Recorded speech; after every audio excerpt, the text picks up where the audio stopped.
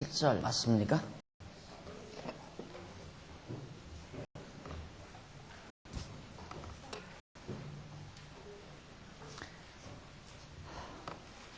출애굽기 5장 7절 정도.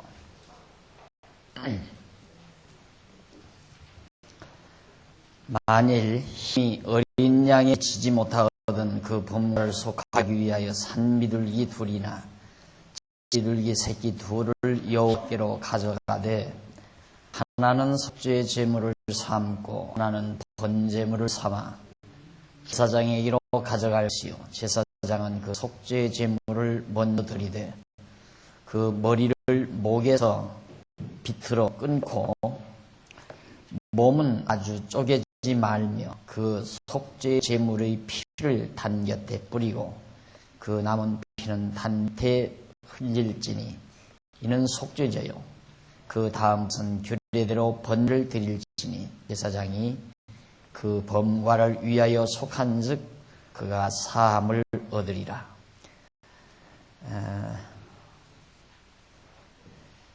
힘이 지지 못하는 어린 생활에 어려움이 있는 서민층들의 제사 예물에 대한 내용을 5장 7절 이하 10절까지 봉독해 드렸습니다. 지금 우리는 속건제 예물에 대한 규례 내용인데 그 내용 가운데서 이제 비둘기 둘로 하나는 속죄제물을 삼고 하나는 번제를 삼아서 하나님 앞에 제사를 드려라 하는 대목입니다.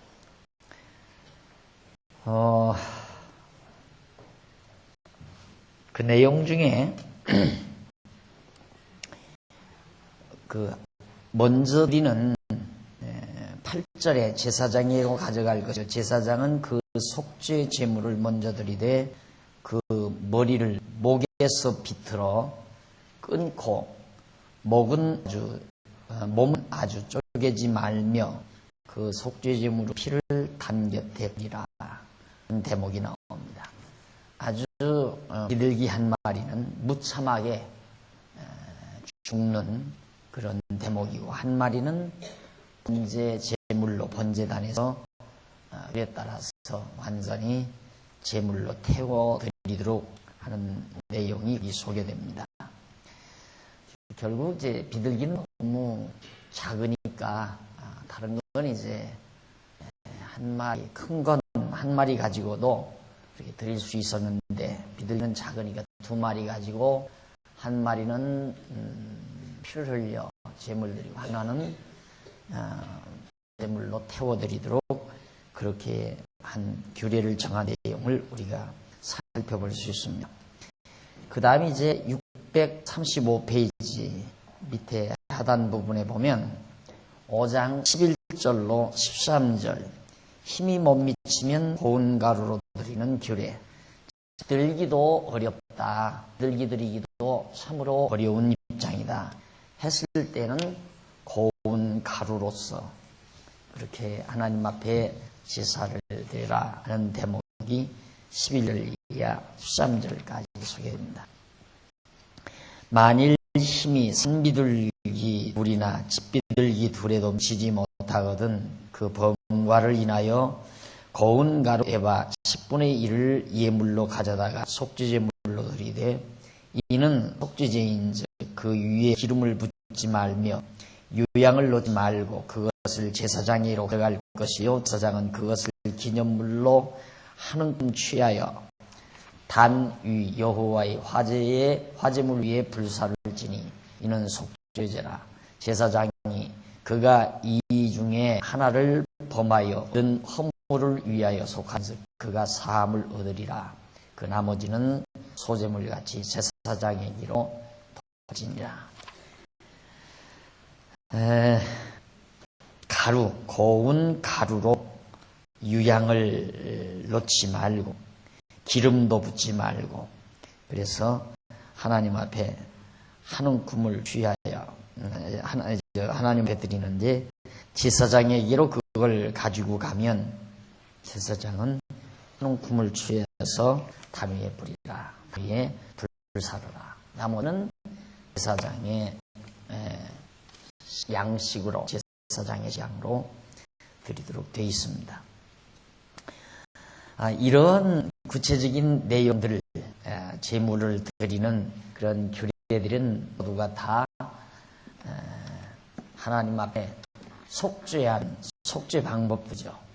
그런데 거기 보면 이제 에바 636페이지 그 성경 구절 아래로 세 번째 줄에 보면, 세 번째 줄 조금 중간 앞으로 조금 나가보면 에바라는 말이 나오죠.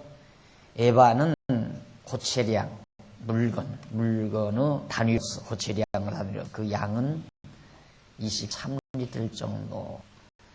그러므로 에바 10분의 1은 한 오멜에 해당하는 분량으로서 2.3리터 정도로 아주 적은 분량입니다. 그러니까 하나님께서 가루도, 고운 가루도 많이 가지고 오라면 성도들에게, 백성들에게 큰 부담이 되잖아요. 그러니까 어려운 성도들이, 힘겨운 성도들이 작은 가루를 가지고도 죄를 속하는 그런 속죄제를 드릴 수 있는 길도 열어놓으셨습니다. 그러니까 결국 하나님께서는 뭐 소를 드리거나 양을 드리거나 염소를 드리거나 또 비둘기를 드리거나 가루를 드리거나 그 어떤 드리는 물체 자체에 의미 있는 것이 아니라 어떤 물질이든지 그것으로 제사를 드리게 되면, 번제를 드리게 되면 여호와 하나님을 잊지 않고 기억하게 하는 그런 의미의 그 목적을 두고 있다. 만약에 그 제물에 대한 자체에 깊은 의미만이 담겨 있다면 반드시 황소로 드리다가, 반드시 수염소로 드리라거나 수양으로 드리라거나 이렇게 정해져 놨을 텐데, 상황 따라서 제물의 대상이 다 다르죠. 그런 걸 보면 제물 자체의 의미가 있는 것이 아니라 그 제물로서 속죄를 드림으로 거기에서 나오는 효과, 즉 제사장에게 짜간다는 것, 또 성전에서 제사를 드린다는 것.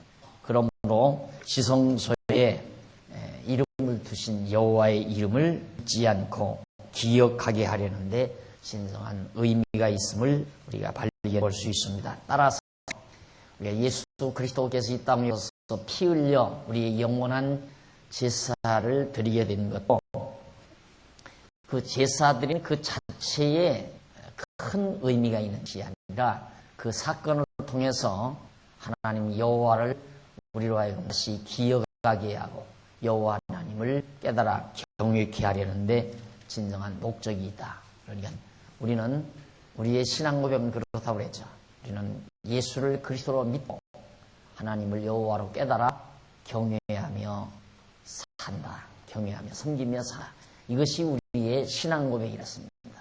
우리는 예수만 믿는 것이 아니라 예수를 그리스도로 믿음으로 말미암아 하나님이 여호와이심을 깨달아 알고 경외한다. 이것이 우리의 완벽한 신앙 고백이라고 했습니다.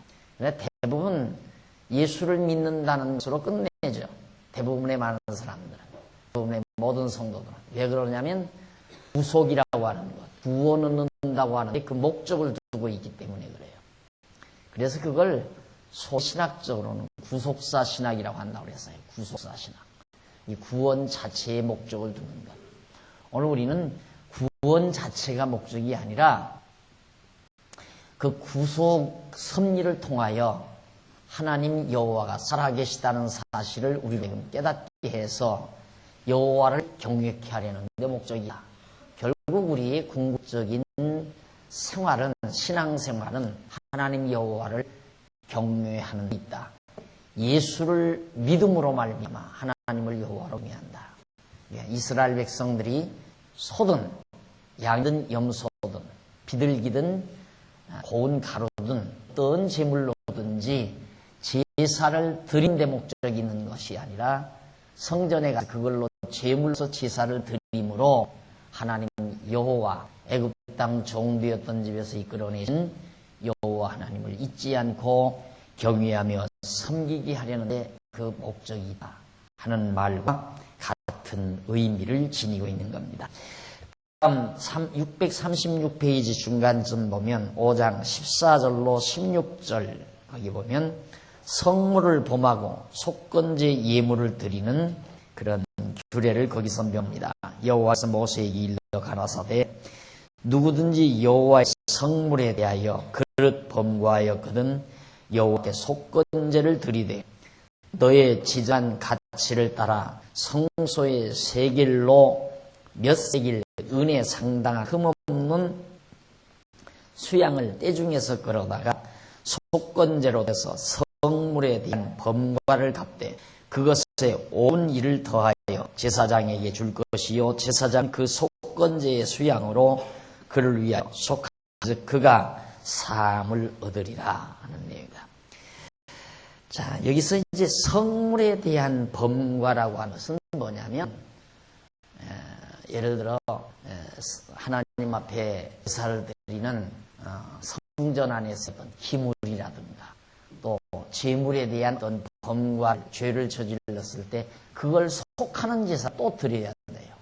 그러니까 성물도 함부로 예를 들어 성전 안에 있는 어떤 기물들을 함부로 취급했다든가 그것을 도둑해 갔다든가 또 어떤 제물에 대해서 하나님 앞에 드릴 제물을 잘못 간수했던가 이런 범과를 질렀을 때는 반드시 속죄제를 드려라.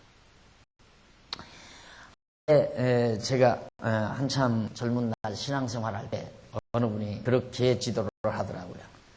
성물 범하지 말아라 봐라. 여기 성경에도 성물을 범하지 말라고 그러지 않느냐.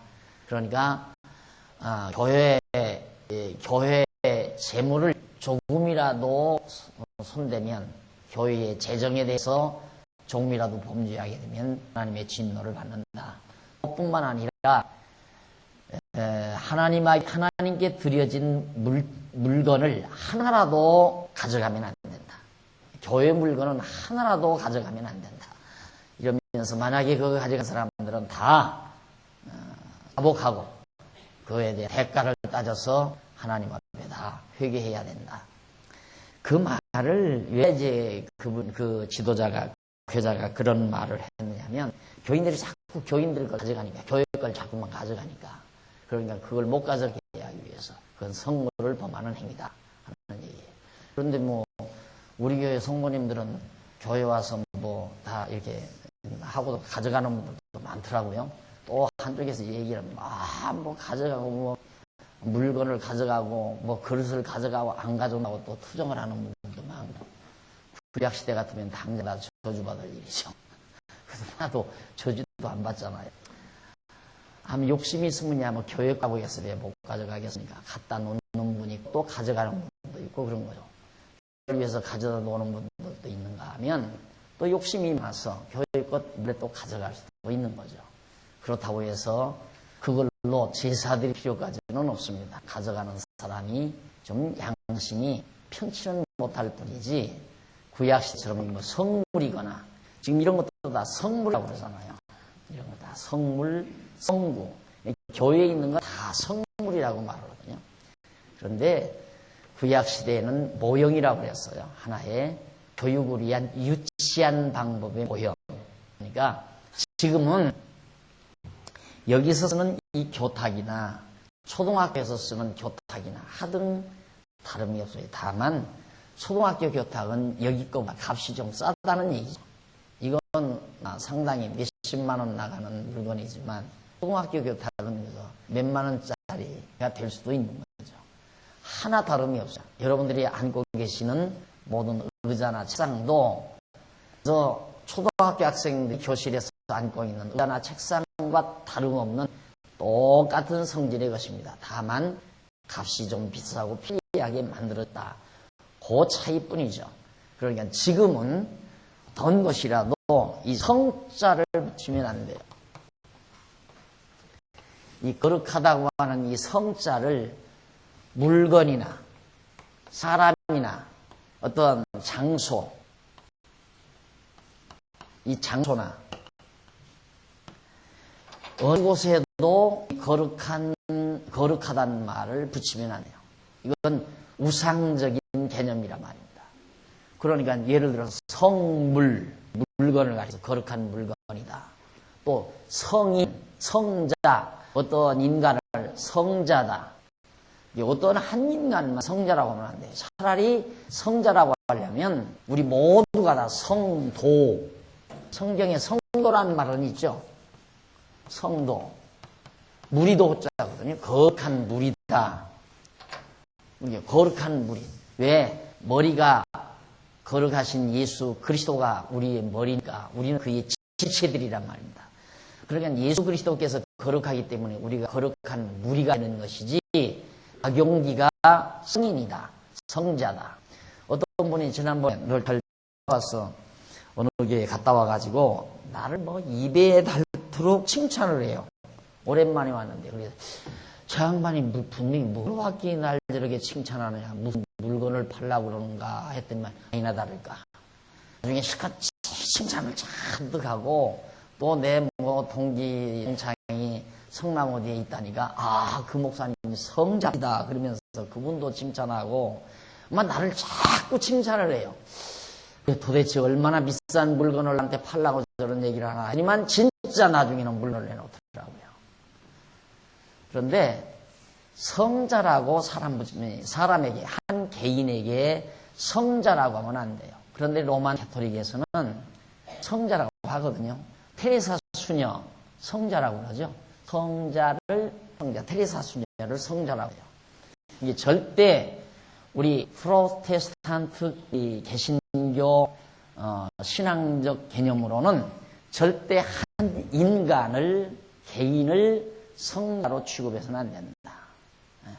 물건도 성물이라고 해서도 안 되고, 또 그러니까 거룩한 땅, 거룩한 산, 성산, 어떤 사람들이 기도원을 해놓고 성산이라고 그러고, 또 불교의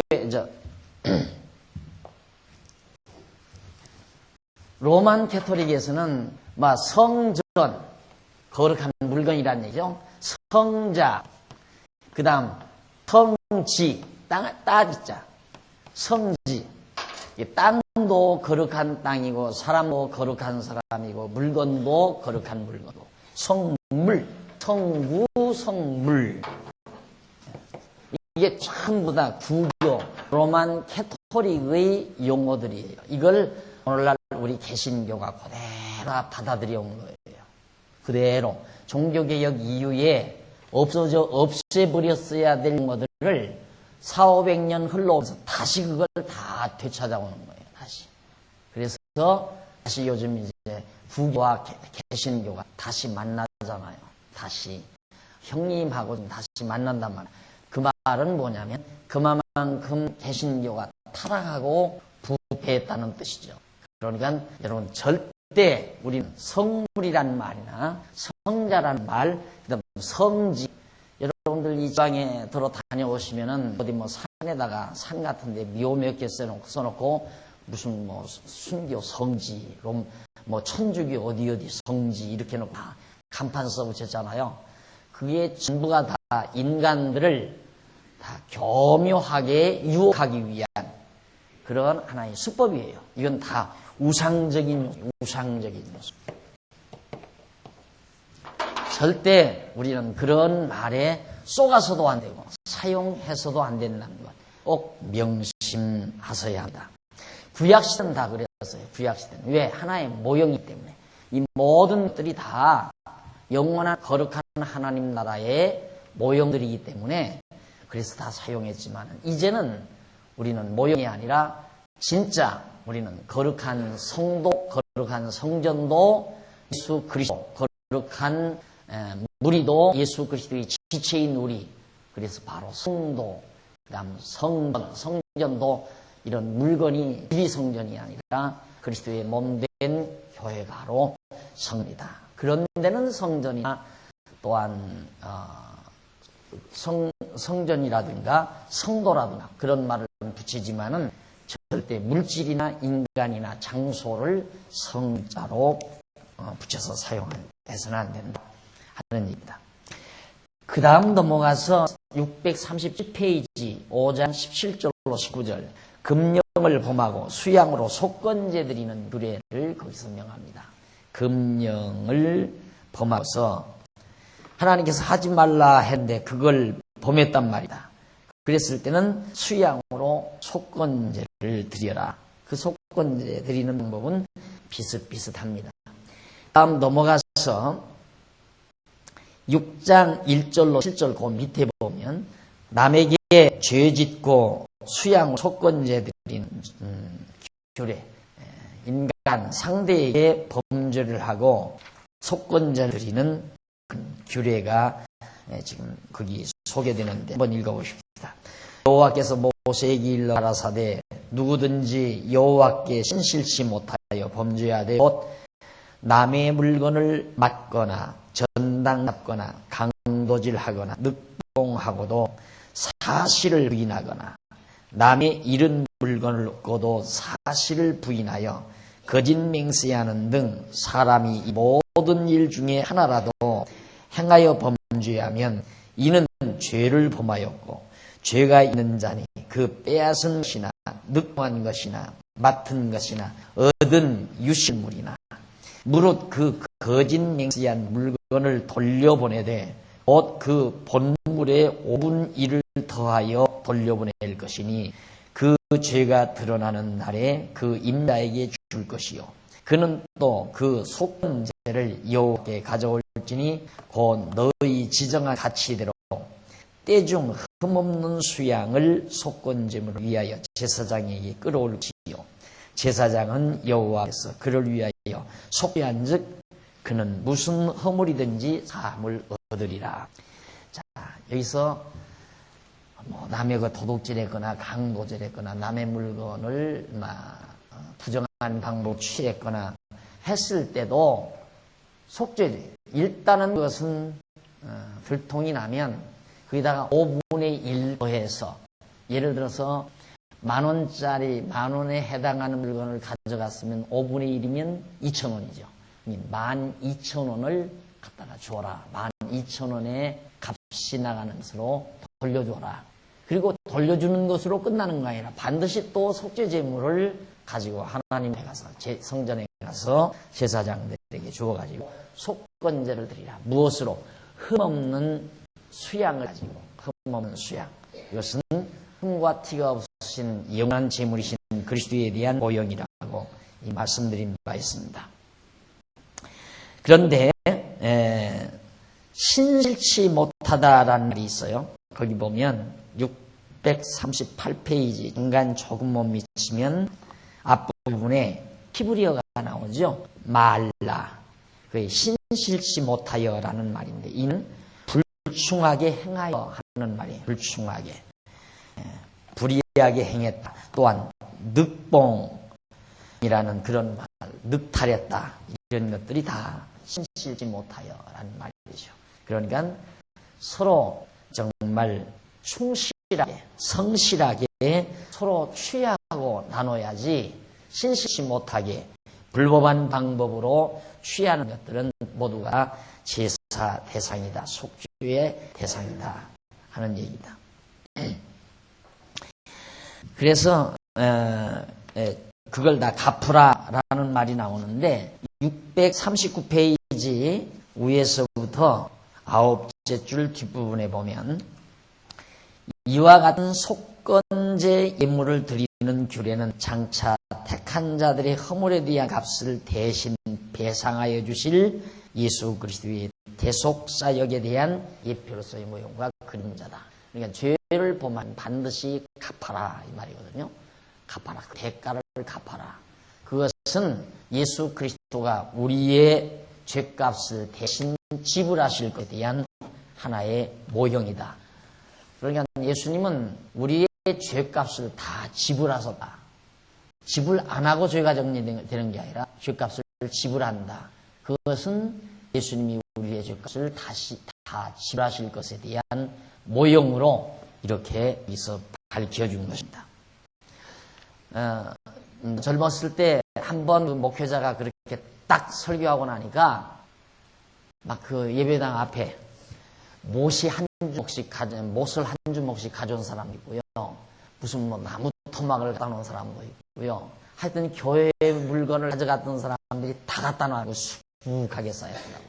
그러니까 그냥 지나가다가 있으니까 이거 가져가면 편리하겠다 해서 몇 개씩 가지고 갔는데 그 설교 듣고는 이제 고민이 돼가지고 내가 다 봤다 이 말이에요. 그러면 그 사람은 그걸 갚아서 나는 이제는 갚았으니까 네가 없다.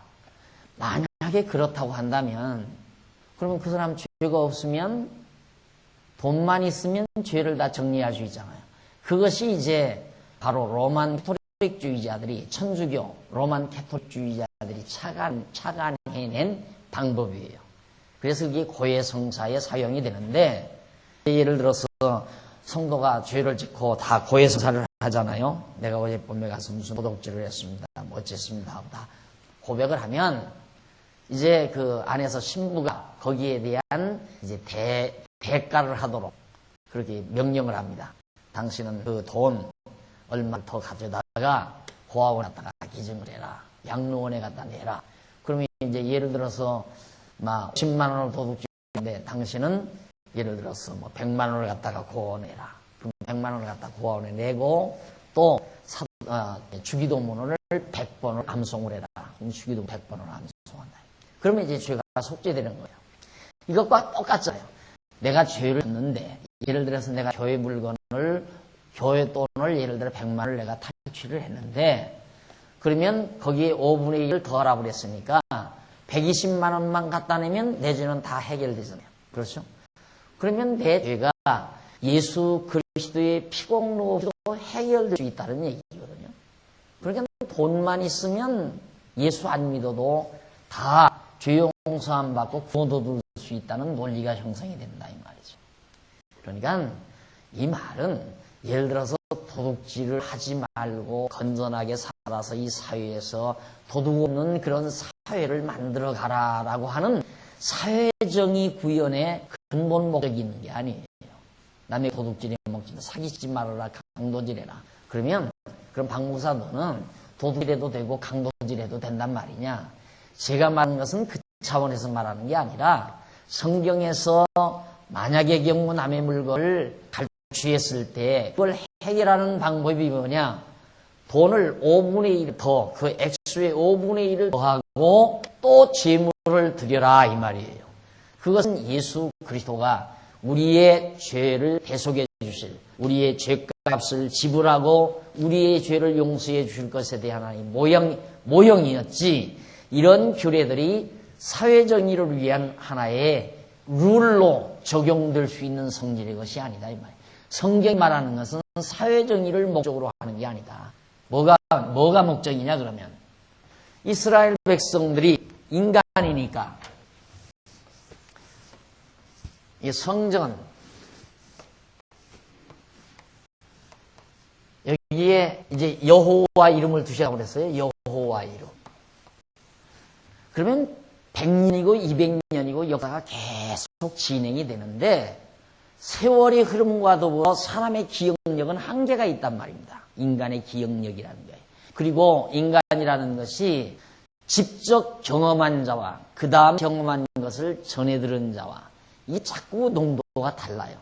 그래서 하나님께는 이런 제도를 만들어 놓은 거예요. 만들어 놓으시고 자 여기 물두멍 놓고 제단을 만들어 놓고 백성들에게 금령, 도둑질하지 말라, 살인하지 말라, 거짓 증거하지 말라 하는 등등의 금령들을 다 만들어 놓고 그 금령을 범했을 때나 또한 이웃을 피해를 주었을 때 그때 어떻게 처리해야 되는가.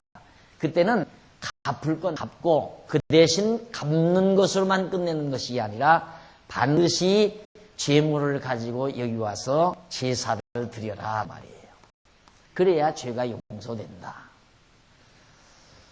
그러면 여기 와서 제사를 드려야 죄가 용서된다는 말은 그 어떤 방법에 있어서 그 제사를 드리는 방법의 효능이 그 방법 자체의 효능이 있어서가 아니라 이런 규례를 통하여 바로 이 지성소에 두신 여호와라고 하는 이름을 이스라엘 백성들에게 잊지 않고 기억하게 하려는 데 목적이 있단 말이에요. 그러니까 여기서 제사를 드리는 것은 하나님께서 제사를 드리면 그 제사를 받아서 흐뭇해 하시려고 하는 것이 아니라 근본 목적은 여기 와서 제사를 드려야 여기에 이름을 두신 여호와의 이름을 잊지 않고 그를 경외한 성기이기 때문에. 그럼 백성들 여기 안 오는 백성이 없잖아요. 그러니까 엄밀히 따지면 다시 바꾸어 말하면 이 밖에서 살면서 죄를 하나도 짓지 않는다. 금령 다 지키고 하나도 잘못을 범하는 사람이다. 이 사람은 여기 필요가 없죠. 그렇죠? 근데 그 사람에게 위험성이 뭐냐면 여기 갈 필요가 만약에 전혀 범죄하지 않은 사람. 의인이죠. 정말 깨끗한 의인. 이 의인은 1년이 가도 2년이 가도 10년이 가도 여기 필요가 없죠. 그럼 여기 안 가면 누구를 잃어버려요? 여기를 잃어버려요. 그렇잖아요. 여기를 잃어버린다. 그래서 여러분, 이 하나님께서 만들어 놓으신 이 규례, 율례, 계명, 이걸 종합적으로 잘 체계있게 논리적으로 정리해서 이해를 해야, 아하, 하나님께서 이 모든 계명과 율례와 규례가 어디에 진정한 목적이 있구나 하는 걸 깨닫게 되고, 그거에 대한 진정한 속성과 의미들을 바로 파악할 수 있단 말이다. 그리고 우리는 당장 그러잖아. 하나님이 금령 이대로 살아야 한다 이거야. 그럼 금령대로 살면 하나 죄가 없잖아요. 금령 다 지키면 죄가 없어요. 죄가 없으면 여기를 한 번도 갈 필요가 없고, 여기를 안 가는 것이 좋은가? 아니에요. 여기를 가야 돼요. 여기를 가야 여호와 하나님 잊지 않고 기억하게 되는 거죠. 자녀들을 데리고 여기를 간다 말이다. 아버지 여기를 왜 왔어요? 이놈아, 요 안에는 애굽 땅, 우리 조상들의 애굽 땅 종되었던 집에서 인도하여 내신 여호와의 이름이 여기 있다. 그래서 우리는 여기 와서 지은 죄를 용서해달라고 이 여호와 앞에 사죄해야 돼. 제사를 드리는 거다. 그러면서 이제 백성들이 자녀들에게, 부모가 자녀들에게 여호와 하나님을 깨닫고 경외하기를 가르치는 거란 말입니다. 그러니까 이 금령은 이스라엘 백성들이 그대로 지키며 살 수 있는 금령을 준 것이 아니라 인간으로서는 범할 수밖에 없는 금령을 준 거예요. 그래서 하나님께서는 사는 율법, 지켜서 살 수 있는 율법을 준 것이 아니라 율법으로 말미암아 죽어가는, 지킬 수 없는 율법을 하나님이 준 거다. 왜? 여기 오라고. 여기 와서 제사를 드리라. 그게 하나님의 섭리예요. 그래서 사도 바울이 죄가 많은 곳에 은혜가 많다. 이게 죄가 있어야 인도로 가잖아요. 인도로 가야 은혜를 많이 깨닫게 되고요. 그렇죠. 죄가 많은 사람은 여기를 자주 다닐 거 아니에요. 여기를 자주 가야 어떻게? 애굽 땅 종되었던 집에서 우리를 인도하여 내신 하나님의 은혜를 풍성하게 깨닫게 된다. 그러니까 이 성경이 말하는 이 금령이라고 하는 것은 바로 하나님을 잊어버리지 않고 기억해서 그를 경외하며 섬기게 하려는데 금령의 진정한 목적이 있다. 따라서 내가 지은 죄를 내가 다 지불했다고 해서 나는 죄가 없다. 우리 보편적으로 그럴 수 있잖아요. 내가 형제의 돈을 100만 원 떼먹고 살았는데 예수를 믿고 보니까 그 양심이 갇히게 된다. 내가 예수를 믿는 놈이 100만 원을 떼먹었으니 이거 어떤 놈 아니냐. 야, 성경에 보니까 5분의 1을 더해 갚으랬더라. 그럼 100만 원에다가 120만 원 갖다가 죄송합니다. 120만 원 받습니다. 이거 받고 용서하시오. 그거 갚았다고 해서 그러면 의인이 되는가? 천만의 말씀입니다. 물론 인간적 조언에서는 해결이 되죠. 내 돈 100만 원 냈는데 120만 원 이자 덧대서 가져왔으니까 그래, 괜찮다. 그렇게 사악한 놈은 아니구나 하고 인간끼리는 해결이 되지만 하나님 앞에는 죄인이 틀렸단 말이에요. 거듭 얘기지만은 100만 원 떼먹어도 죄인이고 안 떼먹어도 죄인이라는 사실을 기억해야 돼요. 왜냐하면 인간은 잉태들부터 죄인으로 잉태되고 죄 중에 잉태되고 죄 중에서 나서 죄인으로 죄인으로 사는 거예요. 속에 죄가 가득해요. 욕심이, 심하면 욕심이 가득한데 다만 친구 돈 100만 원을 안 떼먹은 것 뿐이에요. 이 친구 돈 100만 원을 떼먹은 것은 그 욕심, 죄가 드러난 것이고, 드러나서 범죄가 된 것이고, 안 떼먹은 것은, 100만 원 먹지 않은 것은 죄는 있지만 그것이 범죄로 나타나지 않은 것 뿐이고, 100만 원 도둑에 먹었든 안 먹든 안 했든 간에 다 죄인이라고 말이에요. 그런데 대부분의 사람들이 100만 원 떼먹고는 120만 원 갖다 갚았으니까 나는 이제 죄인 아니다, 이런 식으로 생각한다면 예수 안 믿어도 된다는 얘기 아니에요. 그러니까 우리 기독교 안에서는, 종교적으로는 도둑질을 했든 안 했든 관계없이 죄인이라는 사실을 항상 여러분들이 기억해야 된다 이 말이죠. 그럼 왜 하나님이 그 죄인으로 만들었는가? 이리 오라고. 여기 왜 오라고 그러는가? 요거 하나님 기억하라고. 우리 왜 죄인인가? 예수 믿으라고. 예수를 왜 믿으라고? 하나님이 여호와임을 기억하고 섬기라고. 그게 목적이라 이 말이에요. 그래서 우리의 신앙 고백은 예수는 그리스도이시다. 그러므로 하나님은 여호와로 알고 하며 섬긴다 나는. 그래서 예수를 그리스도로 믿고 하나님을 여호와로 깨달아 알고 경외하며 섬긴다. 이것이 완벽한 우리의 신앙의 자태라는, 신앙생활의 자태라는 것을 늘 강조하는 이유가 거기에 있다. 이렇게 해서 일단은 모든 속건제에 관한 문제들을 정리를 했는데 603페이지 중간에 보면 줄바꾼데 나오죠. 이게 보면 여기서 지금까지 해서 살펴본 내용을 종합적으로 간략하게 정리해 보는데, 레위기 1장에서 6장 7절 내용, 1장에서 6장 7절 내용은 여호와 안에서 모세로 하여금 이스라엘 백성에게 제사 예물 규례를 명하시는 내용으로 번제와 소제 그리고 화목제 및 속건제와 속죄제와 속건제 예물의 규례에 대한 내용이라는 것이 분명하게 확인됐죠. 우리 지금까지 확인한 거예요. 자, 그러면 이러한 각종 제사 예물에는 택한 자들을 대신하여 예수 그리스도께서 여호와 하나님께 드려지는 영원한 제사 예물이 되실 것에 대한 예표로서의 모형과 그림자라고 그랬습니다. 번제 예물은 십자가의 희생으로 향기로운 제물이 되실 예수 그리스도의 모형이고, 소제 예물은 부활의 첫 열매가 되어 하나님께 드려지실 예수 그리스도의 모형이고, 화목제 예물은 하나님께로 승하셔서 원수의 택한 성도와 화목을 이루게 하실 예수 그리스도의 모형이고, 속죄제나 속건제 예물은 십자가의 죽으심으로 택한 성도로 죄값을 대신하실 예수 그리스도의 모형이다. 모든 제사 다 예수 그리스도에 대한 모형이죠. 그래서 오늘 우리는 예수만 믿으면 돼요. 그래서 예수를 믿는 거예요. 예수님 앞에 왜 왔어요? 죄인이니까. 죄인이니까. 그러면 죄에 앉았을 때는 우리들이 보편적 생각, 여러분 지금 그럴 거예요. 나는 지금 적어도 우리 작은 식구들보다는 내가 죄를 더 짓고 산다. 친구들보다는 내가 훨씬 죄를 덜 짓고 산다. 왜? 친구들은 지금도 술 마시고 노름하고 온갖 추악한 일들을 행하고 그러고 사는데 나는 그런 집사로서 그러지 않고 살지 않느냐. 그러니까 나는 그들과는 훨씬 의롭다라고 그렇게 안 생각하려도 생각이 나죠, 여러분. 그렇게 생각을 안 했는데, 근데 안 해야 하는지도 모르고 그렇게 생각하고 있는 사람들.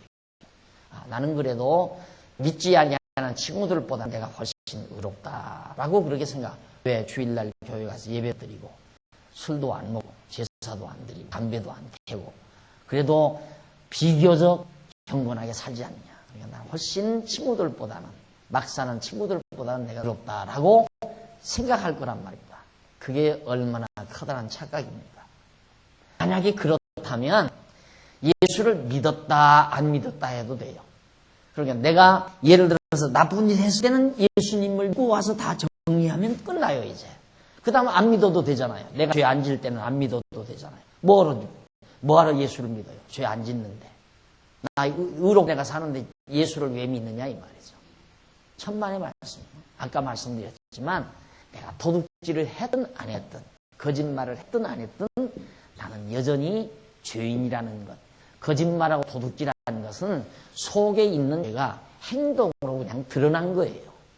드러났을 뿐이지 도둑질 안 하고 거짓말 안 하는 것은 속에 있는 죄가 안 드러나고 속에 감추어져 있는 거고.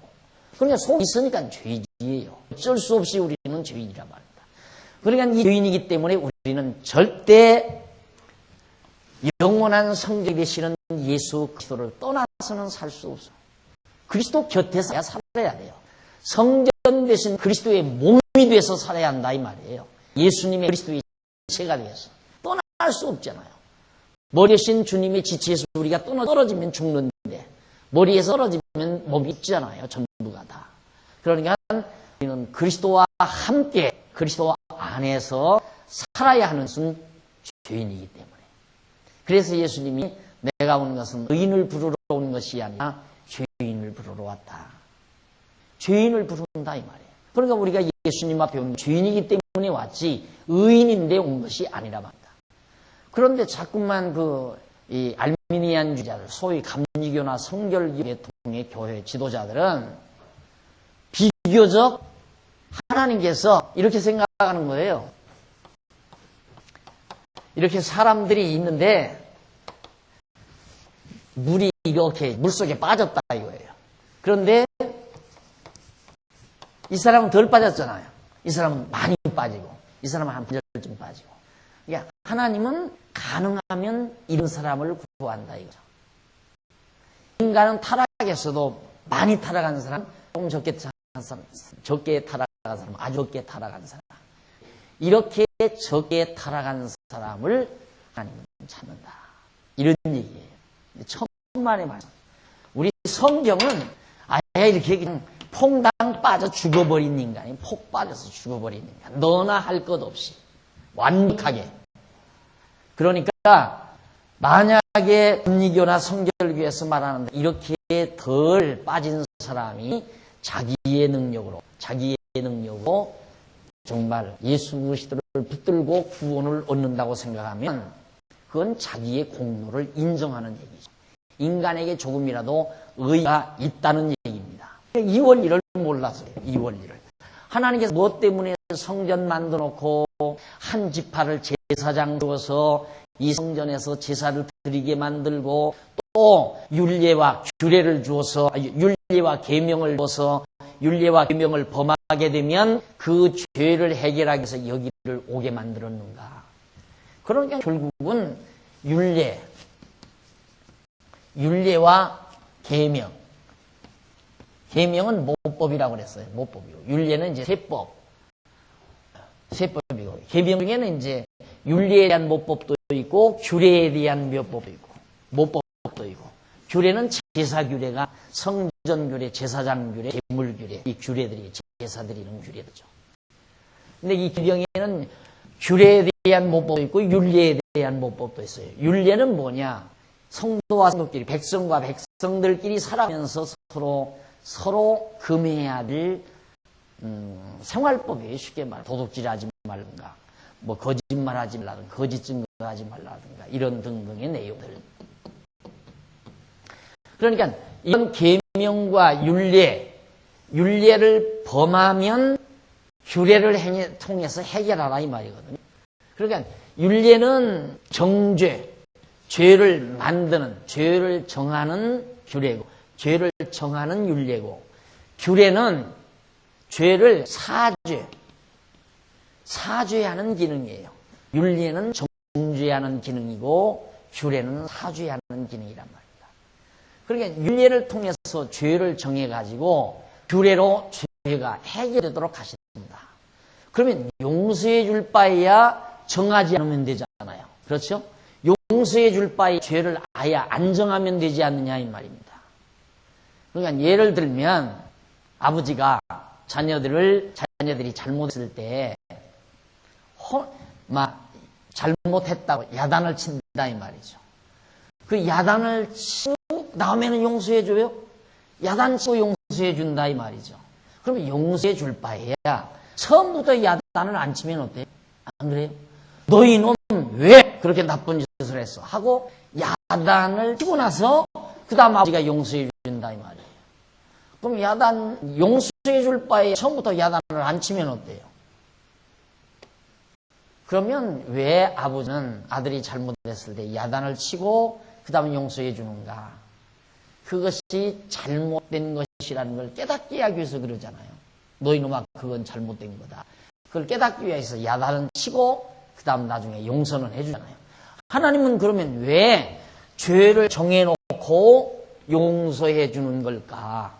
그럼 하나님도 그것은 잘못된 것이다. 그걸 깨닫게 하기 위한 것일까? 안 그러면 여기에 계신 여호와가 애굽 땅 종되었던 집에서 인도하게 내신 하나님 여호와임을 깨닫게 하기 위해서인가? 둘 중에 하나일 거 아니에요. 하나님은 이게 잘못된 것이다. 그걸 깨닫게 하기 위해서 그런 게 아니에요. 인본주의 신학자들은 그걸 얘기하는 거예요. 그러니까 사회정의를 구현하기 위한 이런 모든 윤례들이. 그러나 성경은 신본주의예요. 하나님을 깨닫게 하기 위해서 죄를 정했다가 죄를 용서해 준다 이 말이에요. 그렇잖아요. 용서해 줄 바에야 죄를 안 정하면 되잖아요. 그런데 죄를 정해놓고 그 죄를 또 용서하는 방법으로 이걸 만들어 놨다 이 말입니다. 그래서 오늘 우리도 전부 죄인 되게 하신 이유가 뭔가? 우리를 왜 다 죄인 되게 했는가? 죄인 되게 한 이유는 예수 앞으로 나오라고. 예수 앞으로 나오라고 죄인 되게 했다 이 말이에요. 그럼 예수 앞으로 왜 나오라고? 왜 나오게 했는가? 예수님 앞으로 와야 예수가 그리스도이심을 깨닫고 하나님이 여호와이심을, 우리를 죄와 사망의 법에서 인도하여 내신 여호와 하나님을 깨달아 알고 경외케 하려는 것이다. 따라서 우리는 저런 계명이나 율례나 규례에 대한 모든 내용들을, 규례들을 우리는 다 예수 그리스도 한 분을, 예수를 그리스도로 믿음으로 말미암아 완벽하게 다 이룬 것이다 말이에요. 우리는 얼마나 간단해졌어요. 아주 간단해졌다 이 말이에요. 구약시대 성도들은 저 많은 규례와 윤리와 법도를 지켜나가려면 정말 복잡해요. 그러니까 제사장들이 전문적으로 맡아서 그걸 해야 돼요. 그런데 오늘 우리는 예수를 그리스도로 믿기만 하면 다 해결되는 거라 이 말이에요. 그래서 우리의 죄가 해결되는 유일한 방법은 예수를 그리스도로 믿는 일밖에 없다. 자, 그 다음 이제 넘어가서 6장 8절로부터 640페이지입니다. 한쪽 가로 4번. 6장 8절로부터 10절까지는 제사규례의 선포입니다. 자, 여기는 제물규례, 지금까지 제물규례를 말했는데 이제는 제사규례. 자, 하나님 앞에 여기서 이제 제사 드리는, 어떤 방법으로 제사를 드리느냐? 아까는 제물에 관한 규례들이었는데 이제는 제사규례를 선포합니다. 6장 8절로 7장까지 보면 밑에 양쪽 가로 이런 각종 제사규례를 선포하는 내용입니다. 레위기 6장 8절로 7장은 여호와께서 모세로 하여금 아론과 그 자손을 비롯하여 이스라엘 백성이 각종 제사규례에 대하여 명하시는 내용이 바로 7장까지 내용입니다. 그 가운데 641페이지 상단에 보시면 6장 8절로 13절로 와요. 거기는 아론과 그 자손에게 번제를 드리는 규례를 명합니다. 그러면 너 아론 제사장이죠? 아론 제사장에게 이 제단에서 매일같이 드리는 번제가 있어요. 매일 드리는 번제. 이 번제를 어떤 방법으로 드려야 되는가? 그 드리는 규례를 하나하나 가르쳐주는 내용이죠. 8절을 보십시다. 여호와께서 모세에게 일러 가라사대 아론과 그 자손에게 명하여 이르라. 번제의 규례는 이러하니라. 번제물은 단 윗 석쇠 위에, 단 위에 철로 만든, 그물같이 만든 석쇠가 있어요. 그 석쇠 위에 아침까지 두고 단의 불로 그 위에서 꺼지지 않게 할 것이요, 제사장은 세마포 긴 옷을 입고 세마포 고의로 하체를 가리고 단 위에서 단 번제의 재를 거다가 단 곁에 두고 그 옷을 벗고 다른 옷을 입고 그 재를 진 바깥 정결한 곳으로 가져갈 것이요 단 불은 항상 피워 꺼지지 않게 할지니 제사장은 아침마다 나무를 그 위에 태우고 번제물을 그 위에 올려놓고 화목제의 기름을 그 위에 살을 찌며 불은 끊이지 않고 단 위에 피워 꺼지지 않게 할지니. 여기서 가장 특색이, 규례 중에 가장 특색이 이 단에서 불이 항상 꺼지지 않게 해라. 그냥 계속 불은 타게 하라 이 말이죠. 그리고는 아침에 이제 백성들이 제물을 가져오면 제물을 갖다 올려놓으면 바로 타게. 그 제물 다 타도 그냥 나무는 항상 불은 꺼지지 않게 계속해라. 왜?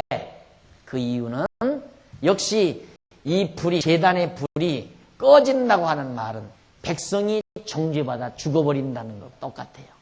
이게 제단의 불이 여전히 꺼지지 않는 한 아무리 죄를 졌다 할지라도 사죄 받을 수 있는 길이 항상 열려져 있다. 그러니까 백성들은 항상 죄를 짓기 때문에 항상 죄를 속죄할 수 있는 번제단이 불이 꺼져서는 안 된다. 불을 늘 피워놓도록 해야. 그러니까 이스라엘 백성들 뿐만 아니에요. 오늘 인간들은 죄에 잉태돼서 죄 중에서 나서 죄 가운데서 살기 때문에 죄를 떠나서는 살 수 없는 게 인간 아니에요. 늘 죄 속에서 사는. 그러면 하나님께서 왜 우리를 이 죄 속에서 살게 했는가? 거듭 말씀드리지만 성전으로 가라고. 죄 속에 살아 죄인이 돼야 성전으로 가니까. 죄인이라야 예수를 믿으니까. 예수님도 죄인을 부르러 오셨지 의인 부르러 온 게 아니다. 예수님 당시에 바리새인과 서기관들은 이런 율례와 규례와 계명들을 다 지켰다고 해서 나는 의인으로서이라 그랬잖아요. 이게 바리새인들이, 예수님 당시에 바리새인들이 이제 성전 어귀 같은 데, 사람들이 많이 모이는 성전 어귀 같은 높은 데 서요. 기도할 때 그 높은 데 서서 이렇게 손을 들고 아주 크게 손을 들고 거기서 기도를 하는데 나는 안식일을 잘 지켰나이다. 나는 11조를 다 드렸나이다. 나는 일일이 한 번씩 금식합니다. 이러면서 기도를 한다 이 말이에요. 그러니까 나는 의롭습니다 그 말이에요. 나는 의롭습니다. 그러니까 오늘날 우리 기독교 교인들 누가 왜 자기들이 의인이라고 생각해? 나는 안식일 잘 지켰고 왜? 주일날마다 안 빼먹고 꼭 교회 가서 예배 드렸으니까 안식일 지켰고 그 다음에 11조 월급 받는 꼬박꼬박 갖다 드렸고 그 다음 조금 더 잘 믿는 사람은 금요일마다 금식기도 하고 철야기도 하잖아요. 그만하면 좀 좋은 거란 말입니다. 거기다 한 솔 더 떠서 새벽기도까지 다니면 이건 뭐 맞다지요. 내가 무슨 죄인이야?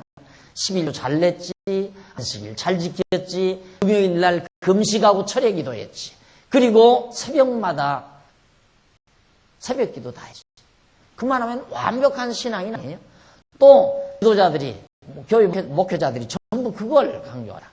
이게 가장 신사적인 교회는, 가장 소위 신사적인 교회는 안식일 잘 지키고 11조만 잘 내면 돼요.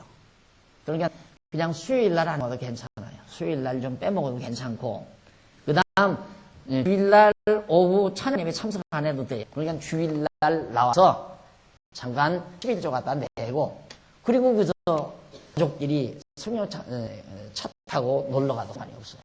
그래서 이제 아침 일찍 일부 예배가 있잖아요. 한 7시나 8시쯤. 그때 이제 온 가족들이 쫙 나와가지고 진짜 일부 예배돼요. 그 사람들은 이제 예배 마치고 다 놀러갈 사람들이에요. 놀러갈 사람들. 그래서 이제 일부 예배를 만들어 놓은 거예요. 이게 그 사람은 완벽한, 이게 가장 신사적인 사람들에게 길을 터준 거죠. 아, 그래라. 그냥 주일날 안식일은 해야 되고 11조는 내야 되지 않느냐. 이게 안식일 와서 예배 드리고 11조만 내고 가라. 그 다음 조금 더 열심파들에게는 아니에요. 안식일 지키는데 저녁까지 지켜라. 천양례. 그리고 11조는 물론이고 그 다음 수요일날까지는 나와야 한다. 예, 주일날, 주일 오후, 수요일 그리고 11조. 이것만 하면 그래도 더 적극적인 신앙인이에요. 그 다음 더 적극적인 신앙인은 이제 새벽 기도까지 나온 사람. 더 적극적인 사람은 금식 철야 기도하는 사람. 그게 가장 적극적인 사람이죠.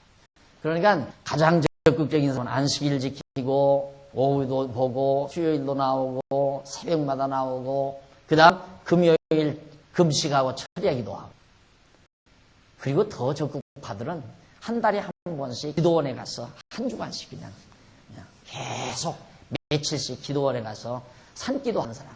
이게 이제 가장 좋은 사람이고 생각해 보십시오. 언제 살림하겠나.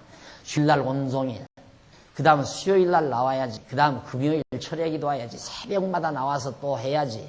그 다음 또 일주일에 한 번씩 산에 가서 한 달에 한 번씩 산에 가서 그냥 며칠씩 가서 산기도를 해야지. 언제 산기도해요. 그리고 매일 신방 다녀야지. 신방. 그런 식이에요. 그런 식. 그러니까 바리새인들의 신앙이 뭐가 다름이 없어요. 나는 안식일 잘 지켰나이다.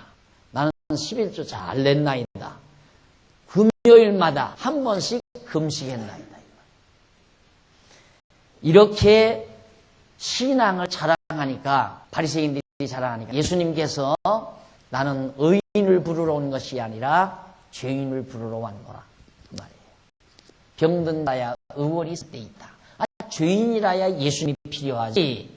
죄인이 아니면 예수님이 뭐가 필요해요. 그러니까 만약에 율법을 다 지킨다면 이거 다 폐해버려야 돼요. 그렇죠. 이거 다 폐해버려야 돼요. 그런데 재미난 것은 뭐냐면 계명 지금 10계명은 남아있다 이거예요. 지금 현대 교회에서 현대 기존 신학에서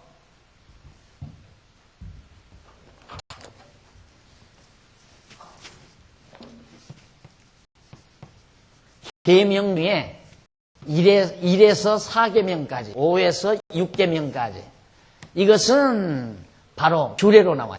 규례. 이것은 율례.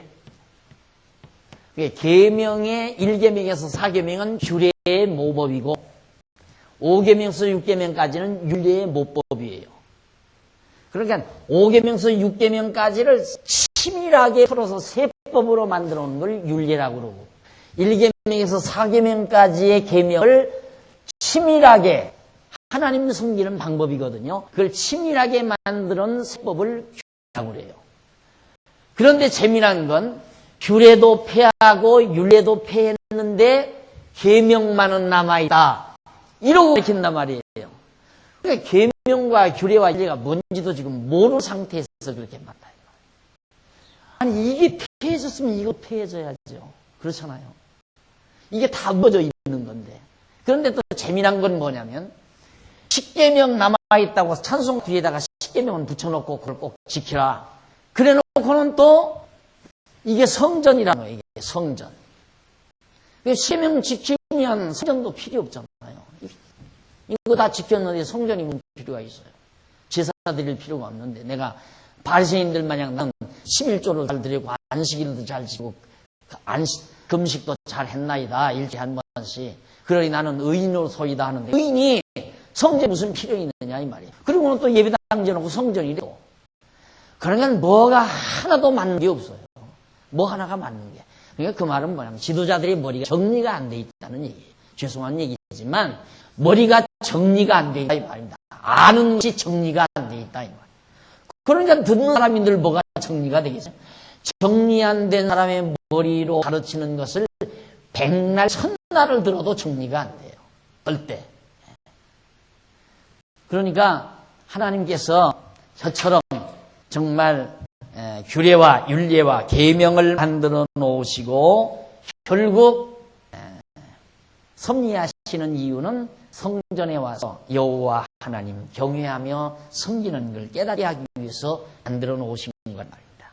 그래서 각종 제사 규례 가운데 번제 드리는 그런 규례를 지금 41페이지 여기에서 지금 말하고 있는데 항상 불을 피워라. 항상 쉬면 안 돼요. 꺼지면 안 돼요. 불이 꺼지면 안 돼요. 제단의 불을 꺼치면 안 된다. 그러면 이스라엘 백성이 살 길이 없으니까 거기 가서 죄 재물을 태워 죽여야 내가 사니까. 그래서 예수님도 바로 영원한 제사를 드린 거란 말이에요. 영원한 제사. 우리의 죄가 정말 늘 항상 우리는 죄 없이 살 수 없는, 죄에서 떠나서는 살 수 없는 존재이기 때문에. 그래서 사실 저는 어리석은 욕심을 젊은 날 가지고 있었지만은 하나도 안 짓고 사는 거룩한 성자가 되려는 꿈을 젊은 날에 그렇게 꿨던 것이 지금 생각하면 얼마나 어리석고 미련한 생각이었는가. 그러나 그 당시에는 지도자들의 입장에서는 야, 젊은 놈이 참 너무너무 착한 생각을 하고 있다. 나는 만약에 우리 자녀들이 아빠 나는 폐사수녀처럼 성녀가 되고 싶어 그러면 아서라 아서. 잡녀가 돼도 괜찮으니까 성녀는 되지 말아라. 나는 그렇게 가르치고 싶어요. 그 대신 예수를 믿어라. 성녀는 무슨 성녀예요. 인간은 어떤 방법으로든지 자기를 과장하고자 하는 기본 욕구가 있어요. 그러니까 거룩하게 과장하려는 하나의 과장술이 잘 나타나는 것이지 성녀는 무슨 성녀냐 이 말이에요. 요즘 우리 김혜자 탤런트 김혜자인가요? 김혜자가 테레사 수녀 뒤를 밟을 모양이에요. 혼자 되시더니만 아주 뭐 권사가 됐는지 저 남미 같은데 불쌍한 아이를 가서 붙들고 막 눈물을 졸졸 흘리고 그러고 합디다. 물론 인간적으로 좋은 거예요. 인간적으로는 다 아름답고 좋은 거지만 그런다고 해서 거룩해지는 건 절대 아닙니다. 다만 우리가 하나님의 구속의 은총 속에서 정말 하나님 사랑을 받고 내가 감동해서 나온 사랑으로 행하는 것은 그건 가능한 일이지만 나를 과장하기 위해서 나를 어떻게든지 막 이렇게 드러내기 위해서 행하는 행동은 전부 다 그건 하나의 사기술과 같은 거예요. 사기술. 남을 사기치는 거 아니에요. 실제 죄인이면서 의로운 척하니까 사기술이죠. 죄인인데 죄인인 척해야지 왜 의로운 척하느냐 이 말이에요. 없어요. 성자는 없어요. 절대. 성녀도 없고 성자도 없어요. 그러니까 보는 시각이 전혀 다르잖아요. 테레사 수녀 하면 모든 사람들이 껍벅하죠. 그 사람 저 노벨 평화상 탔나요? 탔잖아요. 대단한 여자죠. 인간적으로 볼 때는. 그러나 종교적으로는 아무도 아니에요. 다 우리나 똑같은 죄인이에요. 어쩔 수 없는 죄인이라는 거예요. 예수 그리스도로 통하지 않고는 절대 구원에 이를 수 없고 하나님을 여호와로 알 수 없는 더럽고 추악한 죄인이라는 사실 우리 항상 기억하고 살아야 복음의 진수가 무엇인가를 깨달을 수가 있습니다. 오늘은 지금까지의 율례와 규례 등등을 통해서 지금 복음의 깊은 진수를 깨달아가고 있는 겁니다. 자, 그러면 우리가 그 중간에 보시면 641페이지 중간 밑에서 11줄 보시면은 그런 내용. 11절에 옷을 벗고 다른 옷을 입고라는 말은 세마포 옷을 성수에서 섬길 때만 입으라는 뜻입니다. 그러니까 여기서 섬길 때는 세마포 옷, 정결한 옷을 거룩한 옷을 입어야 되지만 이 성전 밖을 나갈 때에는 옷을 갈아입고 나가야 돼요. 여기서 이제 죄를 가지고 치우려면 밖으로 나가야 되잖아요. 성전 밖으로. 그럴 때는 옷을 갈아입고 나간다 이 말이죠. 예, 이 말은 여기는 하나님의 이름이 있는 거룩한 곳이다. 그래서 성전이라고 하는 거예요. 성전, 거룩한 전. 이걸 빙자해서 오늘 또 자꾸만 예배당 지어놓고 있는 거룩한 곳. 여기서는 함부로 정말 그런 추한 짓을 해서는 안 되는 것. 여기는 절대 거룩한 것. 이렇게 구별을 해서 자꾸만 신비감을 불러넣는 것은 우리에게 우상심리를 자극하는 행위가 되는 거예요. 똑같은 우리의 다만 우리가 공부한 곳이니까 정결하고 깨끗하게 하는 거. 그것뿐이지 여기하고 저 바깥 땅하고 전혀 다른 것 없다. 그래서 그때 물건이나 사람이나 장소를 성화시키지 말라. 거룩하게 구별하지 말라. 그 말이야. 자, 우리 차 한 잔 다 드시고 6장 14절부터